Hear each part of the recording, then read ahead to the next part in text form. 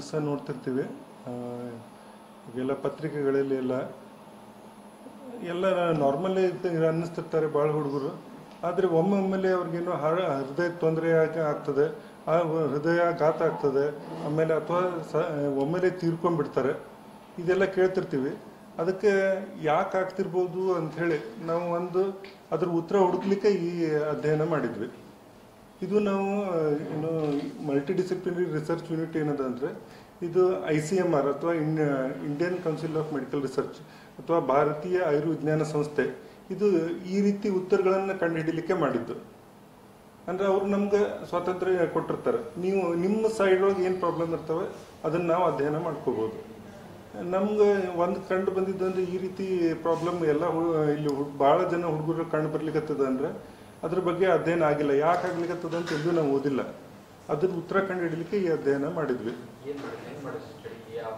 ನಾವು ಈಗ ಮೊದಲು ಇದು ಪೈಲಟ್ ಸ್ಟಡಿ ಅಂತ ಹೇಳ್ತೀವಿ. ಪೈಲಟ್ ಸ್ಟಡಿ ಅಂದರೆ ಒಂದು ಸಣ್ಣ ಅಧ್ಯಯನ, 30 ಮಂದಿ ವಿದ್ಯಾರ್ಥಿಗಳು ಮಾಡಿದ್ವಿ.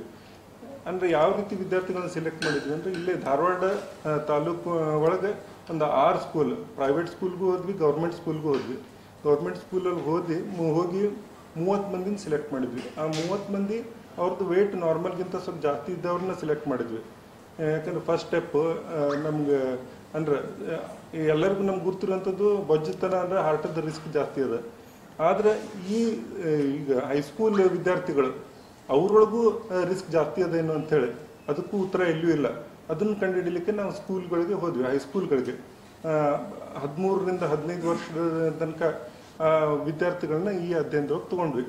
36 ಸ್ಕೂಲ್ಗಳಿಂದ 30 ವಿದ್ಯಾರ್ಥಿಗಳನ್ನ ಅಧ್ಯಯನ ಮಾಡಿದ್ದೀವಿ.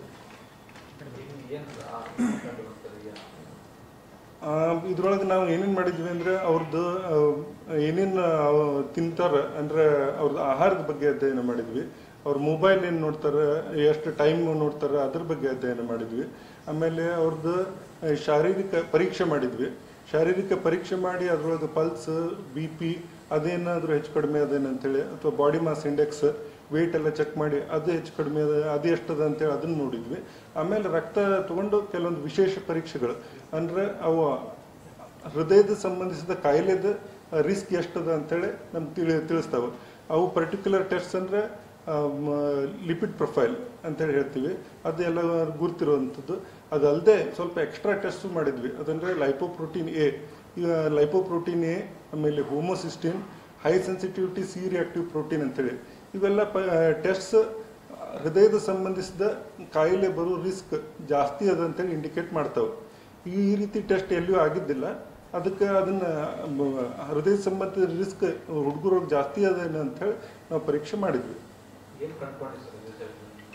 ಇದ್ರೊಳಗೆ ನಾವು ಕಂಡುಕೊಂಡಿದ್ವಿ, ಆ್ಯಕ್ಚುಲಿ ನಾವು ಏನು ರಿಸಲ್ಟ್ ಬಂದದಲ್ಲ ಇದನ್ನು ನಾವು ಇಷ್ಟು ಎಕ್ಸ್ಪೆಕ್ಟೇ ಮಾಡಿದ್ದಿಲ್ಲ ಈ ರೀತಿ ಅಬ್ನಾರ್ಮಲಿಟಿ ಬರ್ತದೆ ಅಂಥೇಳಿ. ಆ 30 ಮಂದಿ ಒಳಗೆ ಎಲ್ಲ ಈಗ ಇದನ್ನ ಅಬ್ನಾರ್ಮಲಿಟಿ ನೋಡಿದ್ರೆ 30ರೊಳಗೆ 26 ಮಂದಿ ಒಳಗೆ ಟೆಸ್ಟ್ ಎಲ್ಲ ಅಬ್ನಾರ್ಮಲ್ ಬಂದ್ಬಿಟ್ಟವೆ. ಅದರೊಳಗೆ ಒಬ್ಬಂಗೆ ಡಯಾಬಿಟಿಸ್ ಇದೆ, ಒಬ್ಬ ವಿದ್ಯಾರ್ಥಿಗೆ. ಆಮೇಲೆ 4 ಮಂದಿ BP ಜಾಸ್ತಿ ಇದೆ. ಆಮೇಲೆ ಅವ್ರಿಗೆ ಅದರೊಳಗೆ ಟೋಟಲ್ ಕೊಲೆಸ್ಟ್ರಾಲ್ ಅಂತ ಹೇಳ್ತೀವಿ, ಅದು 5 ಜನ ವಿದ್ಯಾರ್ಥಿಗಳಲ್ಲಿ ಜಾಸ್ತಿ ಆಗಿದ್ದಿತ್ತು. ಆಮೇಲೆ ಟ್ರೈಗ್ಲಿಸರೈಡ್, ಅದು ಒಂದು ಲಿಪಿಡ್ ಪ್ರೊಫೈಲ್ದ ಭಾಗ. ಅದು 11 ಮಂದಿ ಒಳಗೆ ಜಾಸ್ತಿ ಇತ್ತದು. 11 ಮಂದಿ ಒಳಗೆ ಒಬ್ಬ ವಿದ್ಯಾರ್ಥಿಯಲ್ಲಂತೂ ಅದು 499 ಇತ್ತು, ಬಹಳ ಜಾಸ್ತಿ ಆಯ್ತದು. ಆಮೇಲೆ LDL ಕೊಲೆಸ್ಟ್ರಾಲ್ ಅಂತ ಹೇಳ್ತೀವಿ, ಅದು 5 ವಿದ್ಯಾರ್ಥಿಗಳಲ್ಲಿ ಜಾಸ್ತಿ ಇತ್ತು. ಆಮೇಲೆ ಹೋಮೋಸಿಸ್ಟಿನ್ ಅಂದರೆ ಒಂದು ರಕ್ತದೊಳಗೆ ಇರೋದು ಅಂಶ ಇದು ಒಂದು ಮಾರ್ಕರ್. ಇದು ಆರ್ಟ್ರಿ ಅಂದರೆ ಅಪಧಮನಿ, ಆಮೇಲೆ ವೇನ್ ಅಭಿಧಮನಿ ಎರಡರಲ್ಲೂ ಕ್ಲಾಟ್ ಆಗೋ ರಿಸ್ಕ್ ಅಂದರೆ ರಕ್ತ ಹೆಪ್ಪಗಟ್ಟು ರಿಸ್ಕ್ ತಿಳಿಸ್ತದೆ. ಇದು 26 ಜನ ಸ್ಟೂಡೆಂಟ್ರು ಇದು ಜಾಸ್ತಿ ಇತ್ತು. ಆಮೇಲೆ ಲೈಪೋಪ್ರೋಟೀನ್ A ಅಂತೇಳಿ ಅದು ಒಂದು ವಿಶೇಷ ಥರದ ಕೊಬ್ಬಿನ ಅಂಶ. ಅದು ಜಾಸ್ತಿ ಇದ್ರೆ ಹೃದಯದ ಕಾಯಿಲೆ ಬರೋ ಚಾನ್ಸ್ ಜಾಸ್ತಿ ಇರ್ತದೆ. ಅದು 4 ಸ್ಟೂಡೆಂಟ್ಸ್ ಒಳಗೆ ಹೆಚ್ಚಿತ್ತು. ಆಮೇಲೆ high sensitive C reactive protein ಅಂಥೇಳಿ ಒಂದು ಸ್ಪೆಷಲ್ ಟೆಸ್ಟ್ ಇರ್ತದೆ, ಅದು 18 ಸ್ಟೂಡೆಂಟ್ಸ್ ಒಳಗೆ ಜಾಸ್ತಿ ಇತ್ತು.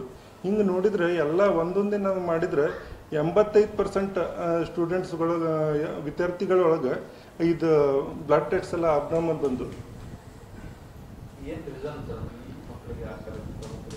ಈಗ ಇದ್ರೊಳಗೆ ನಾವು ಅದನ್ನು ಟೆಸ್ಟ್ ಅವ್ರಿಗೆ ಕೇಳಿದ್ವಿ ಯಾಕೆ ಇರ್ಬೋದು ಅಂಥೇಳಿ. ಆಮೇಲೆ ಅದ್ರೊಳಗೆ ಒಂದು ಬೊಜ್ಜುತನ ಅವ್ರಿಗೆ ಇದು ಎಲ್ಲರೂ ಜಾಸ್ತಿ ಇತ್ತು. ಆಮೇಲೆ ಬೊಜ್ಜುತನಕ್ಕೆ ಕಾರಣ ಅಂದರೆ ಅವ್ರದ್ದು ಫಿಸಿಕಲ್ ಆ್ಯಕ್ಟಿವಿಟಿ, ಅಂದರೆ ಏನು ಶಾರೀರಿಕ ಚಟುವಟಿಕೆ ಅಂತೇಳಿ ಹೇಳ್ತೀವಿ. ಶಾರೀರಿಕ ಚಟುವಟಿಕೆ ಎಲ್ಲ ಜನರೊಳಗೂ ಬಹಳ ಕಡಿಮೆ ಇತ್ತು. ಯಾರು ಆಟನೇ ಆಡೋದಿಲ್ಲ. ಅವ್ರು ನಾವು ಶಾಲೆಯಲ್ಲಿ ಹೋಗಿ ಅವ್ರ ಇದ್ರೊಳಗೆ ನೋಡಿದ್ವಿ. ಅವರು ಬರೀ ಮನೆಯಿಂದ ಶಾಲೆಗೆ ಬರೋದು, ಶಾಲೆಯಿಂದ ಮನೆಗೆ ಹೋಗೋದು ಅಷ್ಟೇ. ಶಾಲೆಯೊಳಗೆ ಬೇರೆ ಎಲ್ಲ ಸ್ಟೂಡೆಂಟ್ಸ್ ವಿದ್ಯಾರ್ಥಿಗಳು ಆಟ ಆಡ್ತಿದ್ರು, ಇವರು ಆಟ ಆಡೋದು ಬಹಳ ಕಡಿಮೆ ಇತ್ತು. ಆಟ ಚಟುವಟಿಕೆ, ಪಠ್ಯೇತರ ಚಟುವಟಿಕೆಗಳಲ್ಲಿ ಇರೋದು ಆಯಿತು, ಅದು ಕಡಿಮೆ ಇತ್ತು. ಆಮೇಲೆ ಮೊಬೈಲ್ ಎಷ್ಟೊತ್ತು ನೋಡ್ತೀರಿ ಅಂತ ಅದು ಕೇಳಿದ್ವಿ.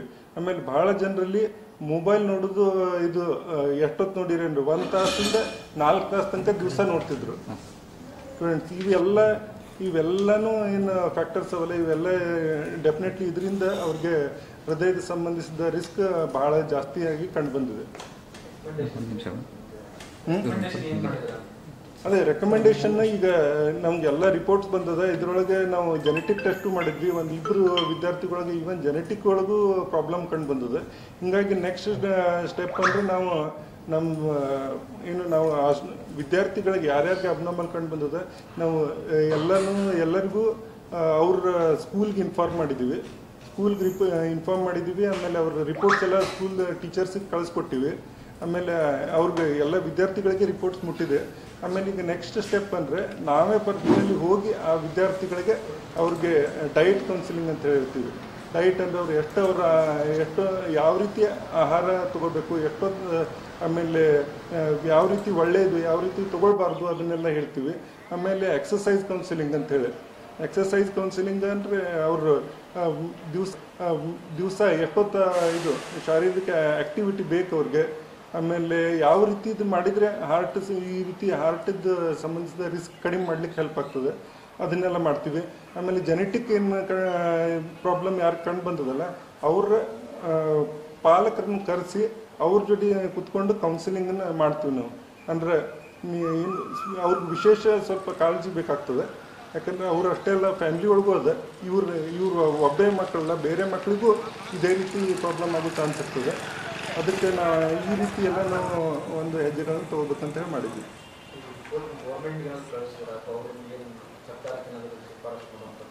ಹೌದು, ಇದನ್ನು ನಾವು ಸ್ಟೇಟ್ ಗೌರ್ಮೆಂಟ್ ಮತ್ತು ಸೆಂಟ್ರಲ್ ಗೌರ್ಮೆಂಟ್ ಎರಡಕ್ಕೂ ನಾವು ಈ ರಿಪೋರ್ಟ್ಗಳನ್ನು ಕಳಿಸಿದ್ದೀವಿ. ಮೊದಲು ಇದು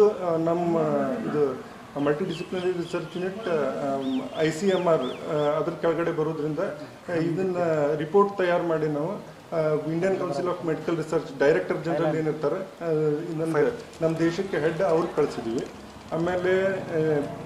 ಆಮೇಲೆ ನಾವು ನಮ್ಮ ಎಜುಕೇಷನ್ ಮಿನಿಸ್ಟರ್, ನಮ್ಮ ಸ್ಟೇಟ್ ಗೌರ್ಮೆಂಟದ ಎಜುಕೇಷನ್ ಮಿನಿಸ್ಟರ್, ಆಮೇಲೆ ಸೆಂಟ್ರಲ್ ಗೌರ್ಮೆಂಟದ ಎಜುಕೇಷನ್ ಮಿನಿಸ್ಟರ್ ಅವ್ರಿಗೆಲ್ಲ ಕಳಿಸಿದ್ದೀವಿ. ಆಮೇಲೆ ನಾವೇನು ಇದರಿಂದ ರೆಕಮೆಂಡ್ ಮಾಡಿದ್ದೀವಿ ಅಂದರೆ ಎಲ್ಲರಿಗೂ ಇದು ಇಲ್ಲಿ ನಮ್ಮದು ನೋಡಿದರೆ ಟೈರ್ 2 ಸಿಟಿ. ಈಗ ನೋಡಿದರೆ ಹಾರ್ಟಿದ ರಿಸ್ಕ್ ಸ್ವಲ್ಪ ಕಡಿಮೆ ಇರಬೇಕು ಮಕ್ಕಳಲ್ಲಿ. ಆಮೇಲೆ ಇದೇ ರೀತಿ ಸ್ಕ್ರೀನಿಂಗ್ ನಮ್ಮ ದೇಶದ ಎಲ್ಲ ಕಡೆ ಮಾಡ್ರಿ ಅಂಥೇಳಿ ನಾವು ಇದು ರೆಕಮೆಂಡೇಶನ್ ಮಾಡೀವಿ.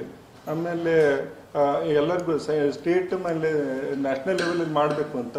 ಆಮೇಲೆ ನಮ್ಮ ಕಡೆಯಿಂದಲೇ ಇದೇ ರೀತಿ ಮಲ್ಟಿ ಡಿಸಿಪ್ಲಿನರಿ ರಿಸರ್ಚ್ ಯೂನಿಟ್ 118 ಕಡೆ ಇದೆ ಭಾರತದಲ್ಲಿ. ಆಮೇಲೆ ಅದು ಮೀಟಿಂಗ್ ಇತ್ತಲ್ಲಿ. ಮೀಟಿಂಗಲ್ಲಿ ಎಲ್ಲರೂ ಬಂದಿದ್ರು. ಅವ್ರಿಗೆ ನಾವು ಬಹಳಷ್ಟು ಕಡೆಯಿಂದ ಎಲ್ಲ ಭಾರತ, ಉತ್ತರ, ದಕ್ಷಿಣ, ಮಧ್ಯ ಭಾರತ, ಪೂರ್ವ, ದಕ್ಷಿಣ ಎಲ್ಲ ಕಡೆಯಿಂದ ಡಾಕ್ಟರ್ಸ್ ಭೇಟಿಯಾಗಿದ್ರು. ಎಲ್ಲರೂ ಇದೇ ರೀತಿ ಅಧ್ಯಯನ ಮಾಡಲಿಕ್ಕೆ ಇಂಟ್ರೆಸ್ಟ್ ತೋರಿಸಿದ್ದಾರೆ. ಅವ್ರನ್ನ ಇದನ್ನ ಇನ್ವಾಲ್ವ್ ಮಾಡಿಕೊಂಡು ನೆಕ್ಸ್ಟ್ ಇಂದು ದೊಡ್ಡ ಸ್ಟಡಿ ಮಾಡ್ಬೇಕಂತೇಳಿ ವಿಚಾರ ಅದು.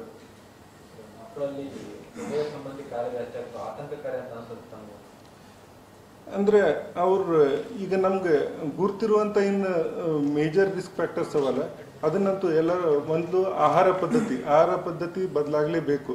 ನಮ್ಮ ಸಾಂಪ್ರದಾಯಿಕ ಆಹಾರ ಪದ್ಧತಿ ಅದು ಬಹಳ ಒಳ್ಳೆಯದಿತ್ತು.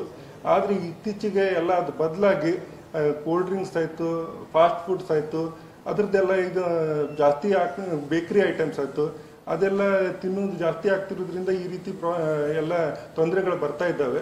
ಅದನ್ನು ಚೇಂಜ್ ಆಗಲೇಬೇಕು. ಆಮೇಲೆ ಅವ್ರು ಅದೇ ರೀತಿ ದೈಹಿಕ ಚಟುವಟಿಕೆ ಅವ್ರದ್ದು ಏನು ಮಾಡ್ತಾರಲ್ಲ ಅದು ದೈಹಿಕ ಚಟುವಟಿಕೆ ಮಾಡೋದು ಸಮಯ ಬಹಳ ಕಡಿಮೆ ಆಗ್ತಾ ಇದೆ. ಅದನ್ನ ಕಂಪಲ್ಸರಿಲಿ ಅವ್ರು ಮಾಡಲೇಬೇಕು. ಅವ್ರಿಗೆ ಇಂಟ್ರೆಸ್ಟ್ ಇದ್ದಿದ್ರು ಅದು ಒಂದು ಸರ್ಕಾರದ ವತಿಯಿಂದಲೇ ಕಂಪಲ್ಸರಿ ಎಲ್ಲರೂ ಮಾಡಲೇಬೇಕು ಅನ್ನೋಂಥ ಒಂದು ಇದು ಕಾನೂನು ಬರಬೇಕು ಅಥವಾ ಗೈಡ್ಲೈನ್ ಬರಬೇಕು ಅಂತೇಳಿ ನಮ್ಮದು ಉದ್ದೇಶ.